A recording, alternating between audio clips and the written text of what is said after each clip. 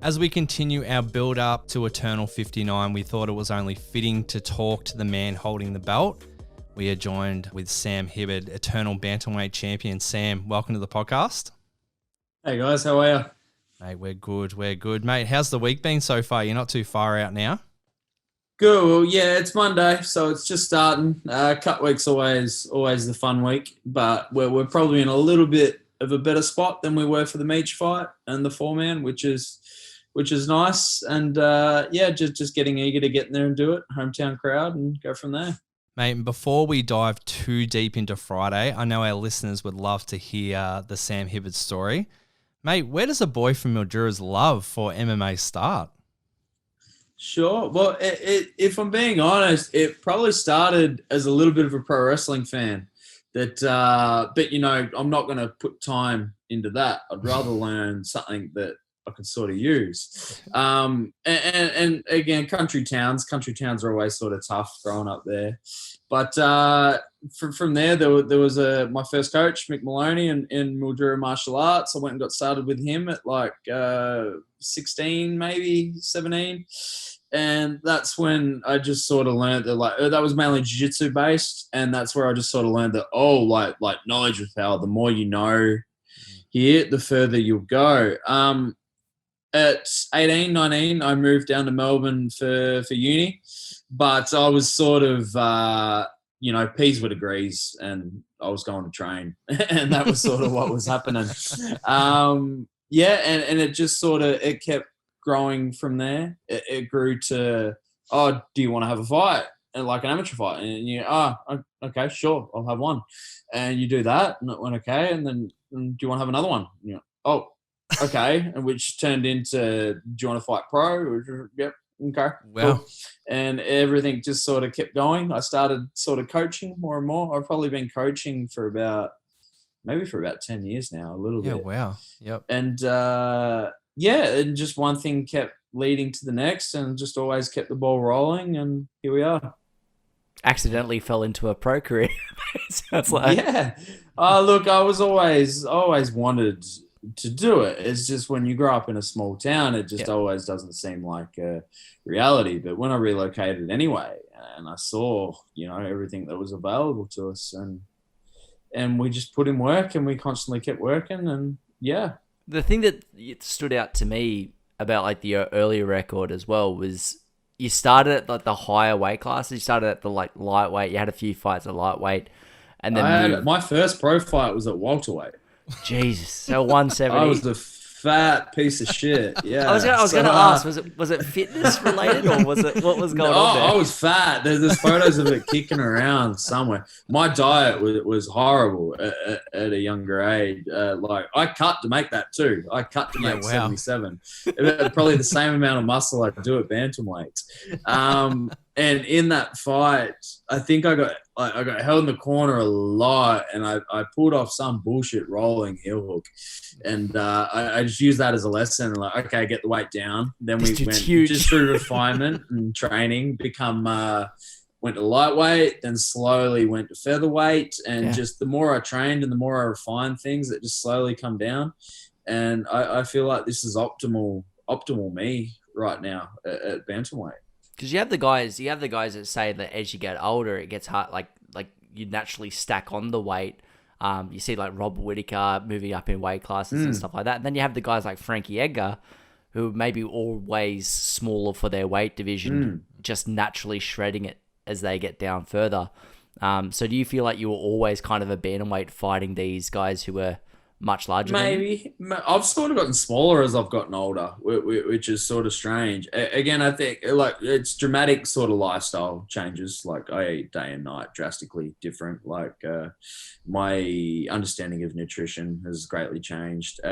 Training the way I want to train too. I am a guy that wants to fight 5 rounds. That's why I'm excited about this. First time I get to do a 5-rounder.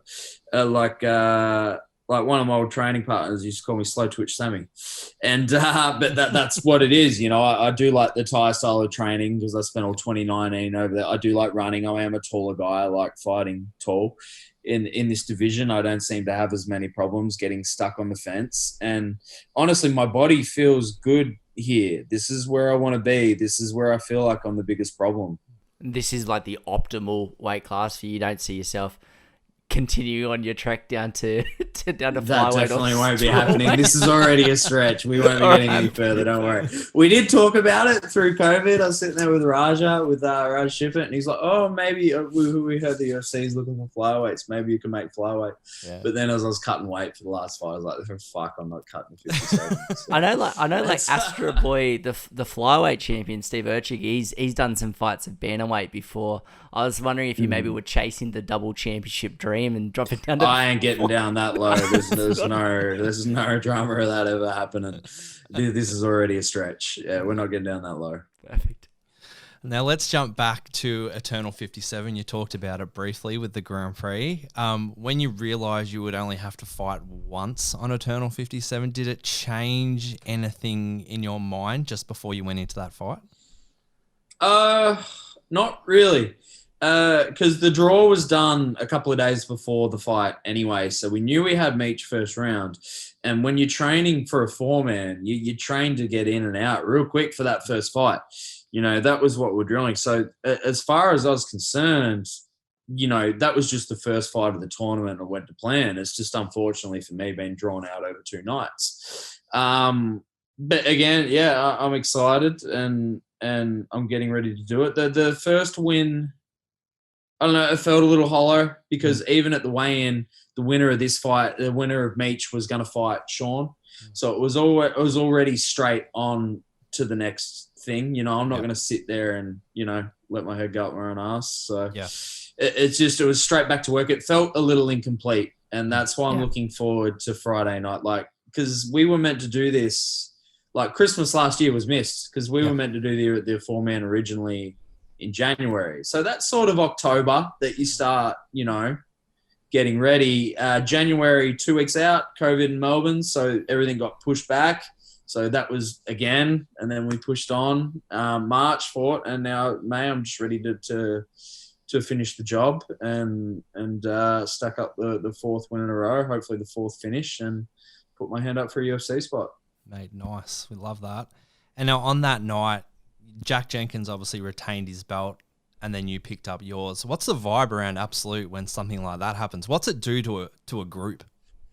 It's a special place at the moment. End of 2019, we started sort of building this team together. So, you know, Raj Shippin's right at the top of that, a huge leader of it. Khan Offley's there. Sam Kikembo is a name that you'll hear coming up. Joe Luciano. Through COVID, we all got really close, but we feed off each other. Everybody makes each other better. Everybody's got things for everybody else. Everybody in that close-knit team will do everything for everybody else. Like, people will go out of their way to support each other. And when that ball gets rolling in a positive environment like that, it gets hard to stop. And you can look at some of the results we've been producing, and we're looking to, the whole team's looking to keep that ball rolling on Friday. We've got a massive presence on there.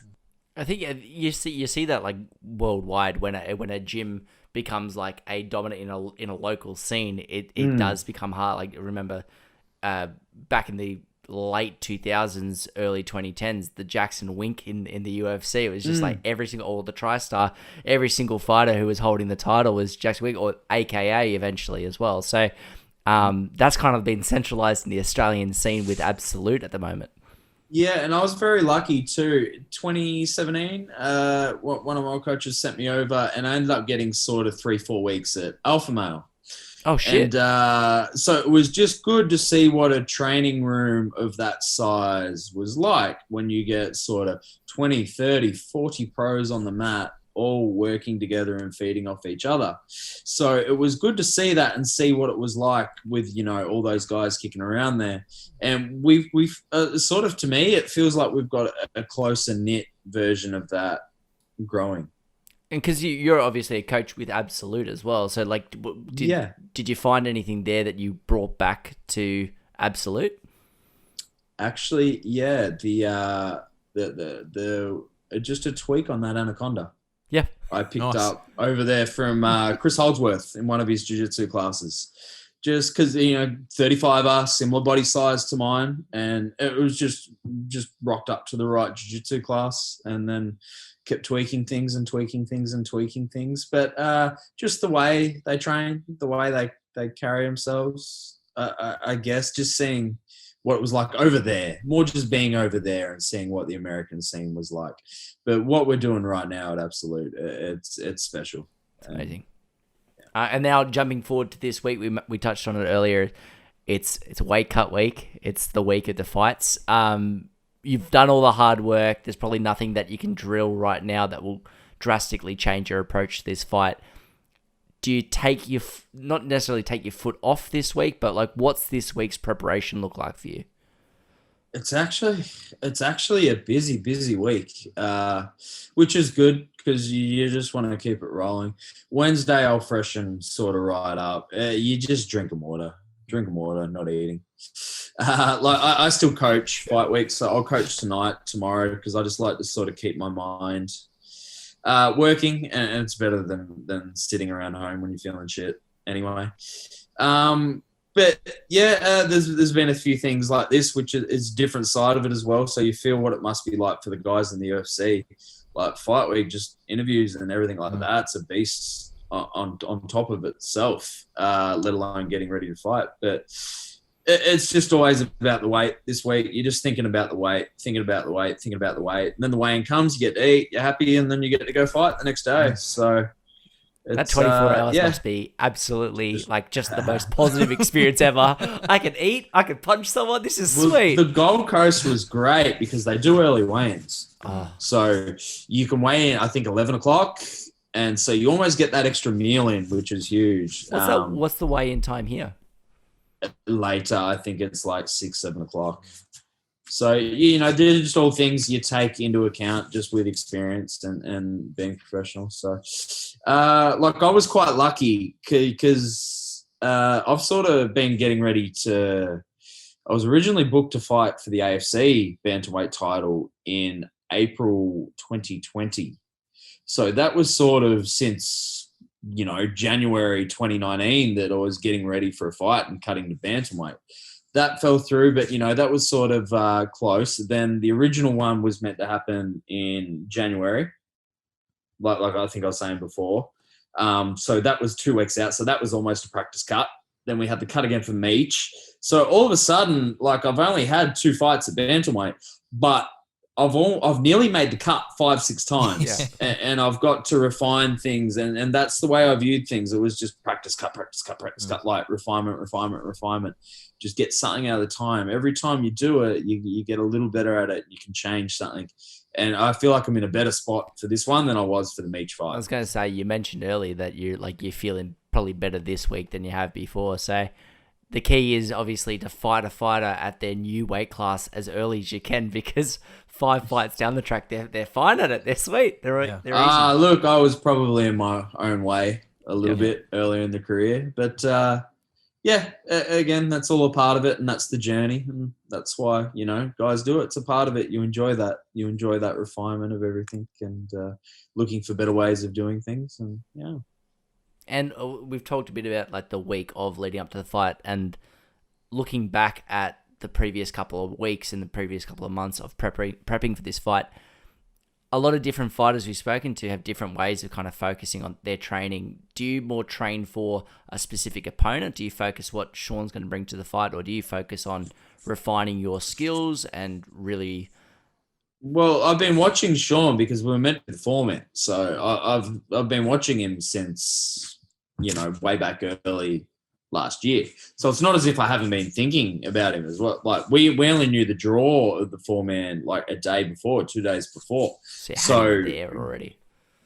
Oh yeah, everybody was there. So that was the thing about getting ready for the 4-man. You had a southpaw that switches orthodox, an orthodox that switched southpaw. You had, so it was a nightmare on the pads, just trying to, but again, that's me as a fighter though. I'm well-rounded and I'm adaptable, and Friday night, 5 rounds, you're going to see that. You don't want to fight me over 5 rounds. Well, we've got a guy on the podcast, Snags, who likes to create these little personas around some of the fighters. and he was referring. Shit, he here was we go. he was he was referring. I don't know. Have you spoken to Jack? No, I haven't yet. So we actually didn't know what he was talking about, but he kept referring to you as Mr. Goodnight, and we actually didn't know which fighter he was talking about. And then we realized when we were doing a couple of little notes put together for this interview that your last 3 fights were all subs via chokes, and we realized Mr. Goodnight was a representation of he's also putting your terrible opponent, at names. So he is for putting your opponent to sleep. My question is, are you always comfortable that your jiu-jitsu game is always going to be there wherever the fight goes? Look, yeah, a little bit, especially at this weight class. But I was saying, like, this isn't the depth of my game. This isn't what we're limited to. This is just guys aren't getting past the first bit. Like, you look at what happened with me. You drop an elbow and he said, they have to spin up. What are they going to do? And that's just something that I happen to be good at. Like, there's things I've been working on since like 2018, 2019, where I spent all year in Thailand that I haven't shown yet because I haven't had to. Guys aren't getting past the chokes. And so that's why this fight, 5 rounds, I'm looking for. I can try. I can do it all. There are things that I've been working on for 2-3 years that still haven't had a chance to be shown. And is that frustrating? Are you like, just survive, just get out of the choke so you I get can to kick finish, your ass? you take it. No, definitely not. You get to finish. Anybody's lying if they say that. Yeah. You're stoked to get in and out of it. Yeah. Fucking stoked. Yeah. Absolutely. Yeah. And Snags will want Mr. Goodnight to take off, so we'll see what happens with that one. Hashtags everywhere, man. Yeah. How do you think it will go, taking on Sean's skill set? I don't feel like there's one way for me to win this fight. Yep. I feel like Sean has limited ways to win this fight. I feel like Sean has to put a hand on my chin. I can't see Sean out wrestling me. I can see myself stopping Sean by TKO. I can see myself choking him out. I can see myself getting a decision. I can see myself knocking him out, to be honest. I think I've got a lot more ways to win this fight, and I can present a lot more problems than he can, and that's why I feel like I'm a nightmare for him. Nice. Do you like to visualize your goals in that sort of sense as well? How do you mean? Do you like to visualize like a finish? Is that something you work towards as in motivation? Yeah. I think it's actually quite important to. And there was something actually interesting that Corey Sandhagen said when he was on Rogan a little bit ago, and that was right before the Meech fight. And that when he visualizes things, he doesn't visualize it like. He visualizes things in the third person.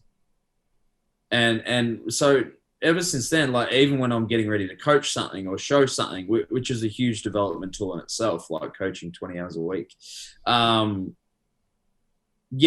the spacing and the angles, when you think of something and you think of how it's going to look in the third person, I think you get a lot better understanding of the technique, and so that's something that I'll keep doing, and I'll keep adding into my game, and that's just trying to be a sponge and always observing and absorbing. So it's cool at this point in history. We've got like you said, like you picked up stuff from traveling to Alpha Male. You picked up stuff from like you can pick something up from like an interview on a podcast somewhere that like can help you improve as a coach to develop the next generation of fighters. It's so cool that we've got like this access to information where the best fighters on the planet can share their tools and tips, and it's just creating better fighters at all times. And honestly, what was really good for me, that there's a guy that trains with us, Sam Kakemba, young kid. He just picked up his first pro win on Hex. He had that crazy flying knee knockout on Eternal against Sargis. Like that's like I'm talking about with the team environment, just being around a young guy again. Like I was 30, like I'm 31. Like just being around a 23, 24-year-old, and you realize their mindset and how hungry they are for everything. Just being around the younger guys coming at you. And you remember how you used to be at 18, 19, 20, 21. And that's what I feel like I've gotten back the last couple of years of my career. I used to very much think there was a way of doing things and a very specific way of doing things, and this is the way I do it. The last couple of years, I've been a lot more of a sponge. I'll pick things up from everywhere, from everyone. And I think that's a part of the environment we have at Absolute. Everybody feeds off each other, suggests things for each other. Don't do this, try this, try this, try this. And because there isn't one way of doing anything, and that's a part of the journey. You don't want there to be one way of doing things. That's the art part of it, Sam Hibberd retains his belt. Then what's next? Hopefully, I'll be putting my hands up for a UFC call up. Nice. I'm hoping this will be the 4th finish in a row. This will be 3-zip at bantamweight if it does go to plan. I'm ready. I'm in my prime. I haven't had a lot of wars. There's not a lot of miles on the clock. This will be my math weight cut.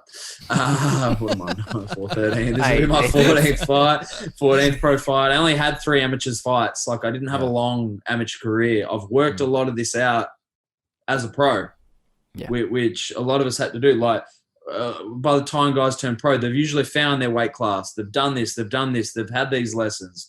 I learnt all that as a pro. That's why there's some losses on the record. And you look at it, there's not much in those losses. There was the Diego Piero fight, which, look, I won. Let's be honest. You can watch that fight back. Yep. So that all of a sudden takes it to 10-3. There was the Michael Tobin brain fart where I just tried to kill him like everybody does. But again, another big featherweight. You learn from that. There's not much in these things. And I knew if I just kept tweaking the puzzle and just keep on refining and learn from lessons. Don't just go, oh, well, that happened. Okay, why does that happen? You try to dissect things and you try to keep growing. And I feel like everything's piecing together at the right time. Mate, just to finish off the interview, we just want to have a bit of fun.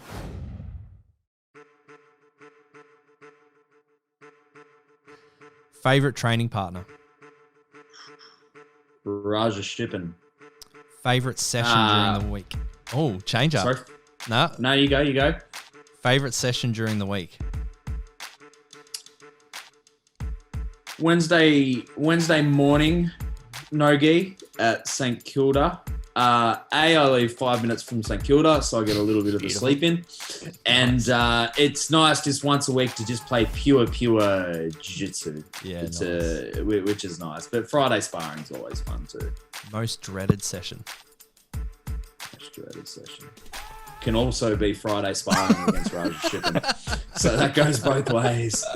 When Raja gets going and he's always picking the music and everything, and you see him pump up to the music and he starts tripping, and it's horrible. He gets into a flow and it's horrible. Biggest pest at the gym? I'll stick with Raja Shippen again. It's love today. I love it. Let's hope this is not the next one as well. Worst pad holder? Oh, Joshy Grove. Okay. Sorry, Josh. He's on the card as well. Joshy Grove. Who do you avoid sparring with? Oh, anybody over featherweight. Fair. You don't want to take your knocks outside of a fight, right? You don't want to take your concussions, man. Nah. Anybody over featherweight, I'm just not doing it anymore. Yeah. I'm too old. Come on. No, not doing it. So, someone's skill you wish you had at the gym. Doesn't have to be fighting. It could be something else. Someone's skill. Yeah. Oh, put me on the spot. Well, let's go with Jack Jenkins. I'm looking for the right word. He's we call him the mayor of the marsh at the gym, the Bacchus Marsh boy. So let's just go with his persona's the wrong word, but his charisma, his politics, his charisma. Yeah, let's go with that. Yeah, like Jack's the mayor of the marsh. He's very confident, and that makes Jack. Absolutely. Biggest prospect at Absolute? Sam Kakembo, look out for that one. Next champion at the gym. Yep. Yeah. That will probably be, I think Sam Kakembo will come up and get the belt that I've currently got when I get signed. Hopefully that'll be the plan. Beautiful.